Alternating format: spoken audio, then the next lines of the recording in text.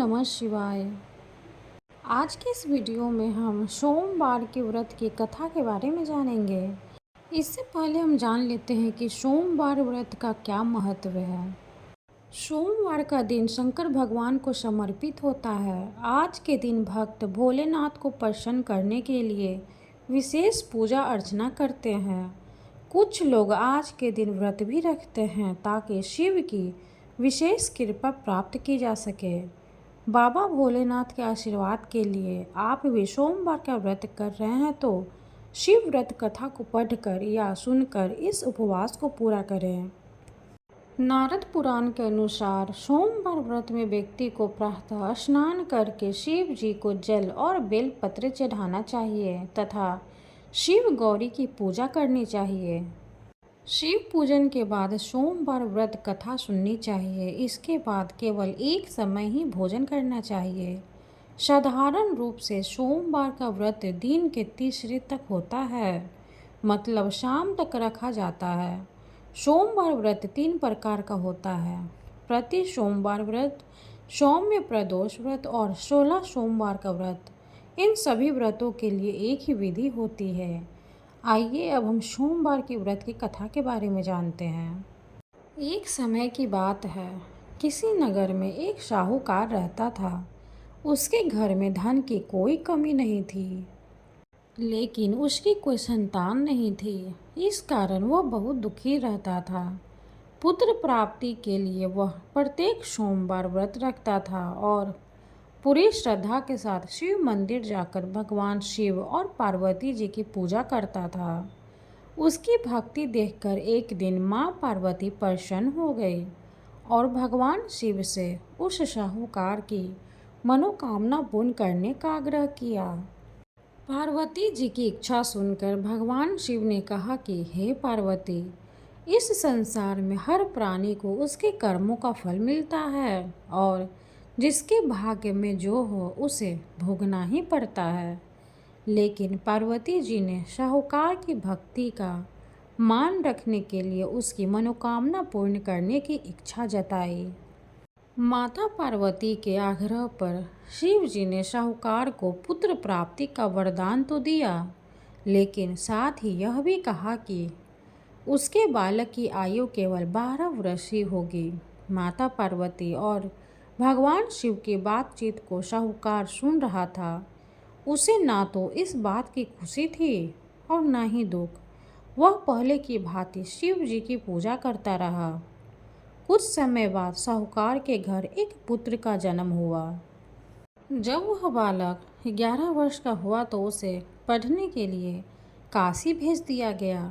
साहूकार ने पुत्र के मामा को बुलाकर उसे बहुत सारा धन दिया और कहा कि तुम इस बालक को काशी विद्या प्राप्ति के लिए ले जाओ और मार्ग में यज्ञ कराना। जहाँ भी यज्ञ कराओ वहाँ ब्राह्मणों को भोजन कराते और दक्षिणा देते हुए जाना। दोनों मामा भांजे इसी तरह यज्ञ कराते और ब्राह्मणों को दान दक्षिणा देते काशी की ओर चल पड़े।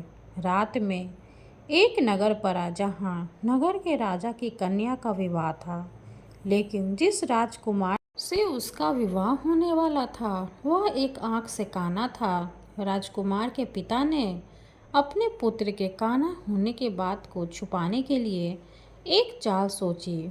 साहूकार के पुत्र को देखकर उसके मन में एक विचार आया। उसने सोचा, क्यों ना इस लड़के को दूल्हा बनाकर राजकुमारी से विवाह करा दूं। विवाह के बाद इसको धन देकर विदा कर दूंगा और राजकुमारी को अपने नगर ले जाऊंगा। लड़की को दूल्हे के वस्त्र पहनाकर राजकुमारी से विवाह कर दिया गया, लेकिन साहूकार का पुत्र ईमानदार था। उसे यह बात न्याय संगत नहीं लगी। उसने अवसर पाकर राजकुमारी की चुन्नी के पल्ले पर लिखा कि तुम्हारा विवाह तो मेरे साथ हुआ है, लेकिन जिस राजकुमार के संग तुम्हें भेजा जाएगा वह एक आंख से काना है। मैं तो काशी पढ़ने जा रहा हूँ। जब राजकुमारी ने चुन्नी पर लिखी बातें पढ़ी तो उसने अपने माता पिता को यह बात बतलाई। राजा ने अपनी पुत्री को विदा नहीं किया, जिससे बारात वापस चली गई। दूसरी ओर शाहूकार का लड़का और उसका मामा काशी पहुँचे और वहाँ जाकर उन्होंने यज्ञ किया। जिस दिन लड़के की आयु 12 साल की हुई उसी दिन यज्ञ रखा गया। लड़के ने अपने मामा से कहा कि मेरी तबीयत कुछ ठीक नहीं है। मामा ने कहा कि तुम अंदर जाकर सो जाओ। शिव जी के वरदान अनुसार कुछ ही देर में उस बालक के प्राण निकल गए। मृत भांजे को देख उसके मामा ने विलाप शुरू किया। संयोगवश उसी समय शिव जी और माता पार्वती उधर से जा रहे थे। पार्वती ने भगवान से कहा, स्वामी, मुझे इसके रोने के स्वर सहन नहीं हो रहा। आप इस व्यक्ति के कष्ट को अवश्य दूर करें। जब शिव जी मृत बालक के समीप गए तो वह बोले कि यह उसी साहूकार का पुत्र है जिसे मैंने 12 वर्ष की आयु का वरदान दिया। अब इसकी आयु पूरी हो चुकी है। लेकिन मातृ भाव से विभोर माता पार्वती ने कहा कि हे महादेव, आप इस बालक को और आयु देने की कृपा करें, अन्यथा इसके वियोग में इसके माता पिता भी तड़प तड़प कर मर जाएंगे।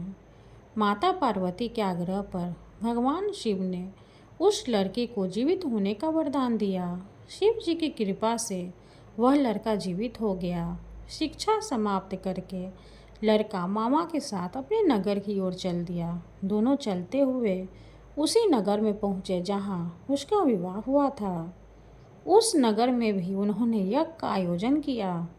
उस लड़के के ससुर ने उसे पहचान लिया और महल में ले जाकर उसकी खातिरदारी की और अपनी पुत्री को विदा किया।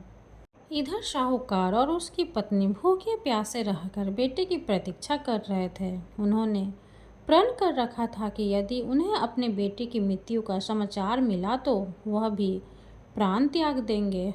परंतु अपने बेटे के जीवित होने का समाचार पाकर वह बेहद प्रसन्न हुई। उसी रात भगवान शिव ने व्यापारी के स्वप्न में आकर कहा, हे श्रेष्ठी, मैंने तेरे सोमवार के व्रत करने और व्रत कथा सुनने से प्रसन्न होकर तेरे पुत्र को लंबी आयु प्रदान की है। इसी प्रकार जो कोई सोमवार व्रत करता है या कथा सुनता है और पढ़ता है, उसके सभी दुख दूर होते हैं और समस्त मनोकामनाएं पूर्ण होती है।